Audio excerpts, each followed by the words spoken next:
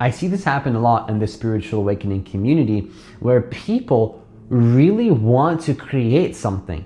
They seriously have this strong desire that they want to create something, and yet they have this idea in their minds that they think that creating something makes them less of a spiritual person and that it's coming from their ego. So I wanted to record this video just to highlight the fact that if you want to create something, you have full permission to do so. Let's talk about this in this video right now to clear this myth that wanting something makes you less of a spiritual person. Let's clear that right now.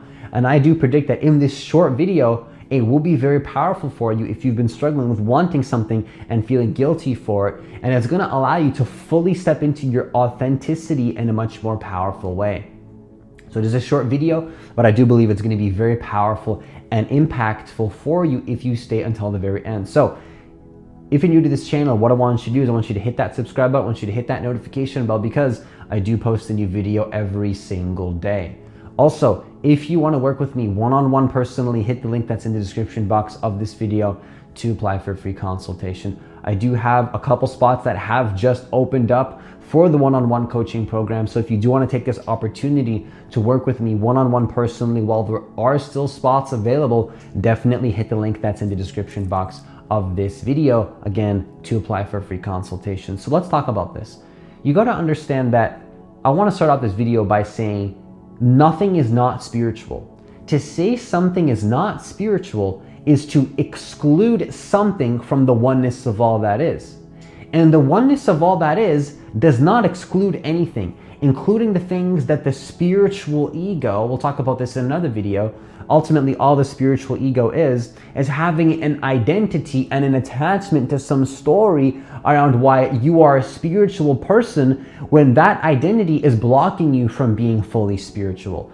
And so when we truly want something, when we truly want to create something, whether it's a physical, tangible thing, or whether it's just more alignment with who we are and presence, both of those are valid because both of those are in alignment with the heart. At the end of the day, if we exclude like ego, no identity, spirituality, whatever state of consciousness you're in, if you want something, that is coming technically from the heart, even if you're total lost in your ego.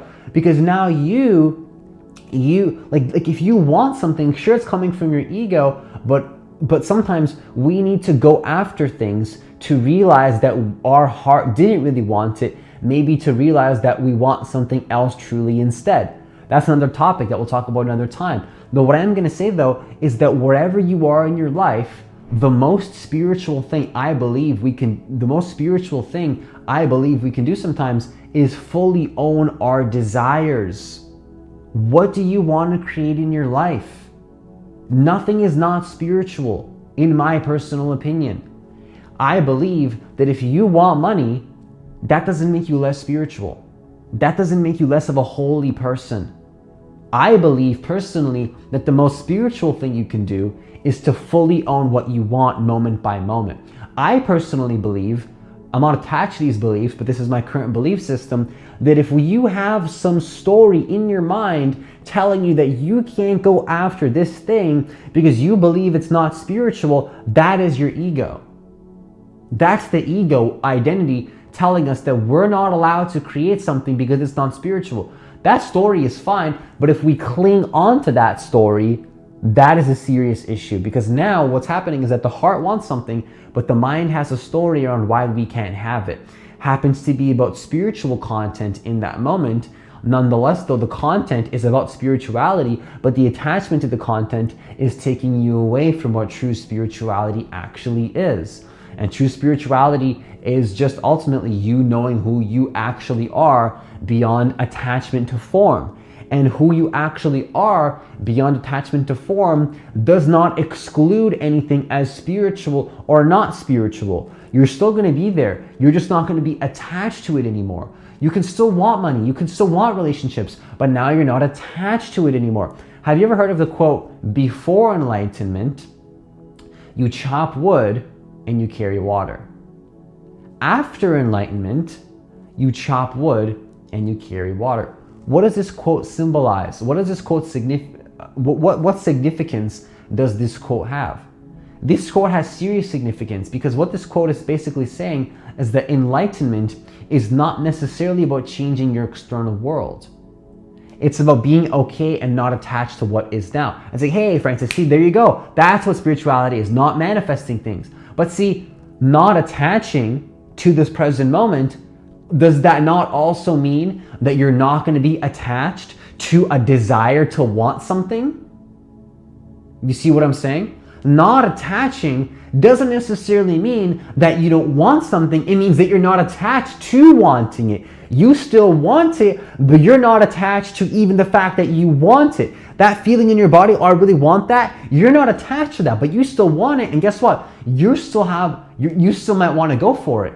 You might not be attached to it. You might not need the relationship. You might not need the money. Yeah, you could just surrender and be meditative and not need it, but maybe you still want to manifest it. And to repress that desire is actually the least spiritual thing I believe you can do. Spirituality with a capital S includes everything. Not, oh, I'm going to judge this thing in reality and only meditating the mountains because that's spiritual.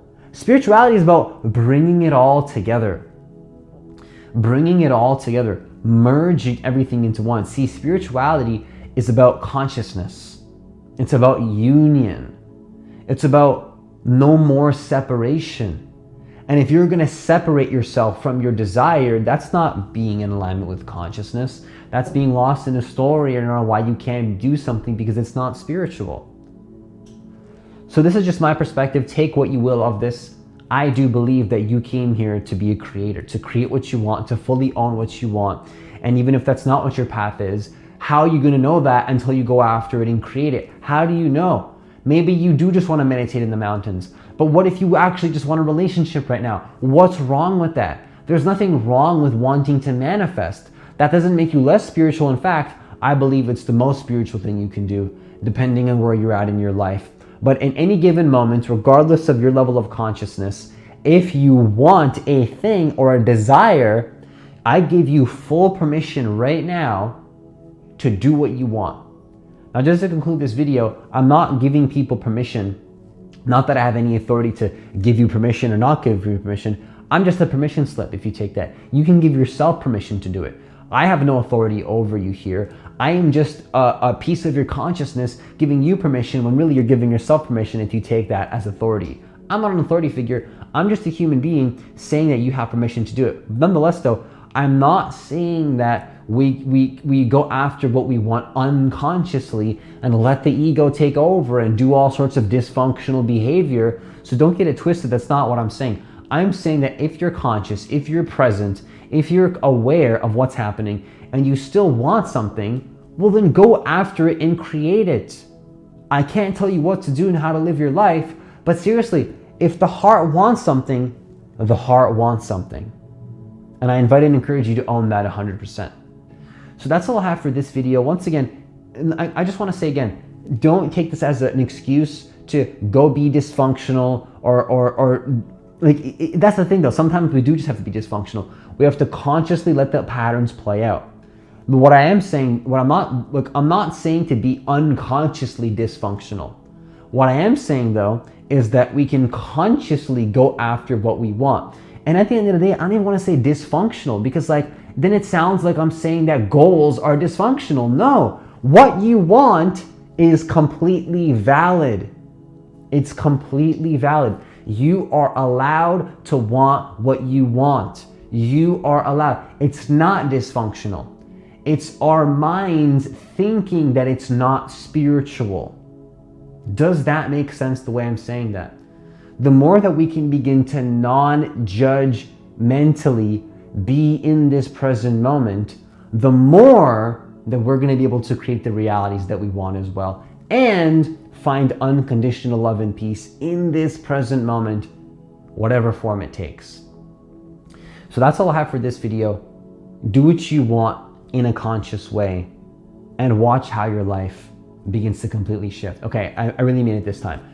That's all I have for this video. Once again, if you want to work with me one-on-one personally, hit the link that's in the description box of this video to apply for a free consultation. Like I did say, there are limited spots available in this coaching program right now because some spots have just opened up. So if you do want to once again take this opportunity to work with me one-on-one personally, definitely hit the link that's in the description box of this video to apply for a free consultation to see if you're a good fit for that program that does have limited spots. So as always, have yourself a great day, and I'll see you in the next video.